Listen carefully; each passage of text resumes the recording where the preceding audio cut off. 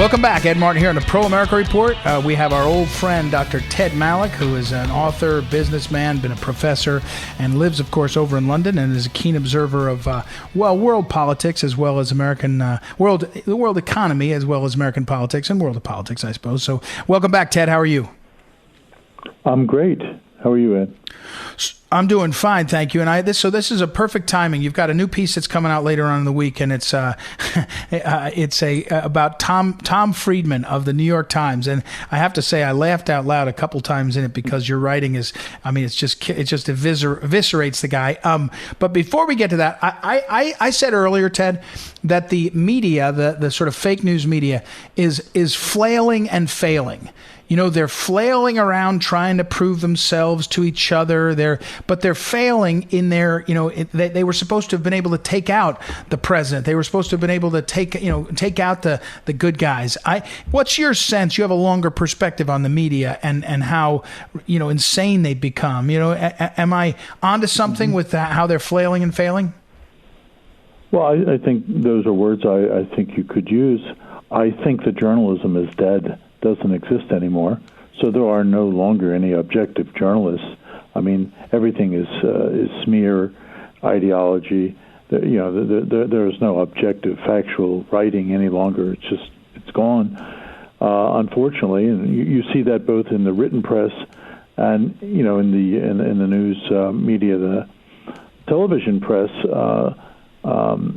Their business model is not working, so they're in very, very deep danger of being, cut out altogether. The numbers for companies like MSNBC and CNN are infinitesimally small.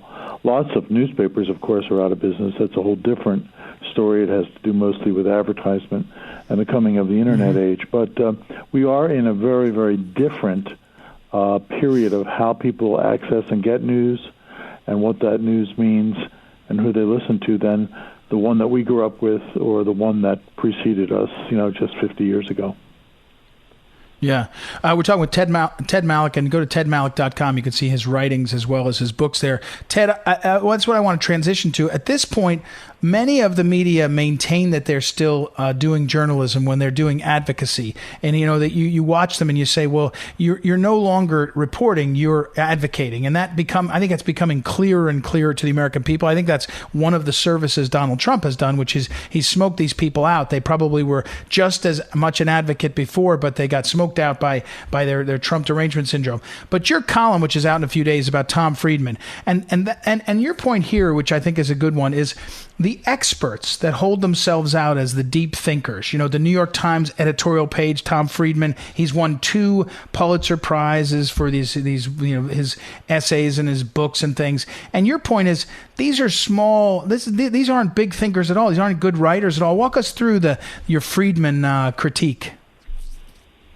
Well, Tom Friedman has been around for a long time. He's written a number of best-selling books, not that they're original. And I basically take him to task. He has this perch. He can write an article 2 or 3 times a week in the New York Times, and the left, reads it, applauds him, and he's sort of a self-anointed prince, as it were. I mean, he obviously thinks he's much more important than he is, in fact. He's ultra-chic, hyper-liberal, woke, and the way I see him, I think the way he sees himself is as the arch-globalist.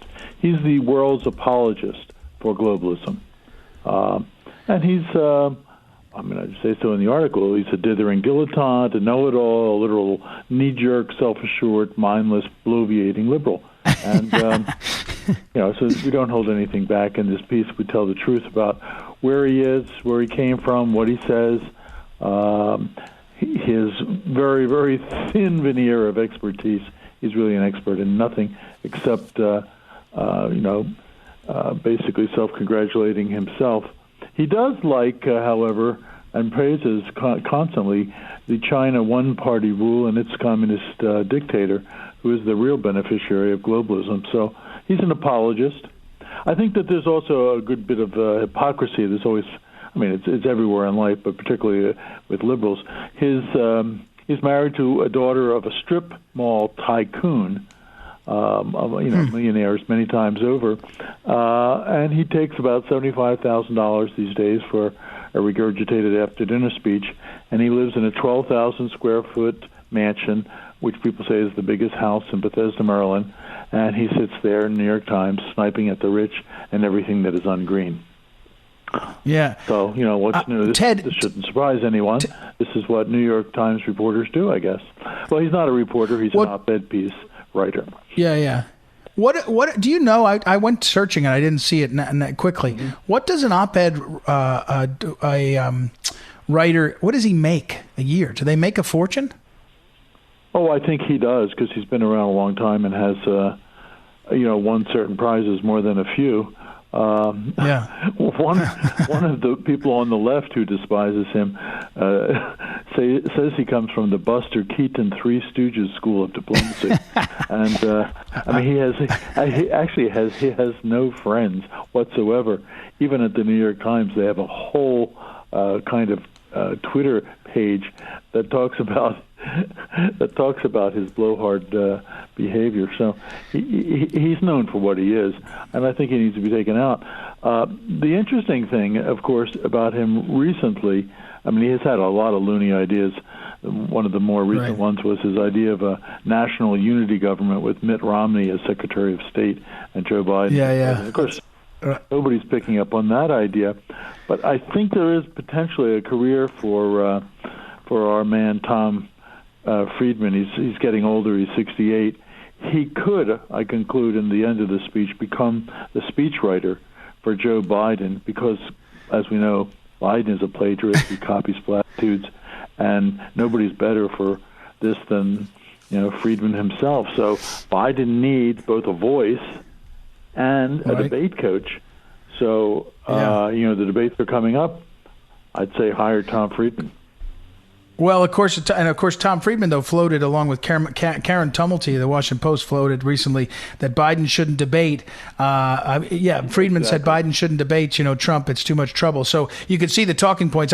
What's interesting is I wonder if a guy like Tom Friedman is almost overstaying his welcome, because he may be, as you point out, he's starting to get fire from his own side. He hasn't kind of, I don't know whether he's orthodox enough or what. I'm not sure. Well, he's made lots of enemies. He hasn't been right on a single damn thing.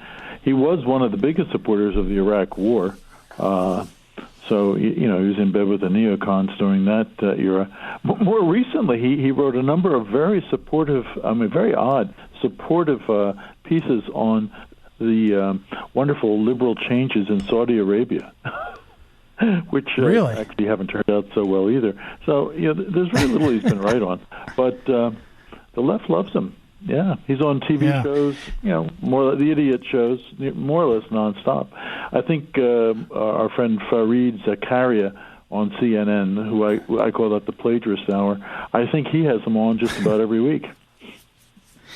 Well, and your point, and it echoes mine broadly, is, of course, your piece, which will be up in a few days, and we'll post it, it's witty, it's funny, it's typical Ted Malloch. But the point here is that he's not credible. The other thing I'd say is his influence is waning as the New York Times and others become less serious, and I don't know if they were ever serious, but they were perceived that way. So you sort of, again, wonder if his strongest days have passed. He may not be woke enough. He may not be awake enough, and it may be fading as they fade, which it probably less enough for the new readers, the AOC readers of the New York Times.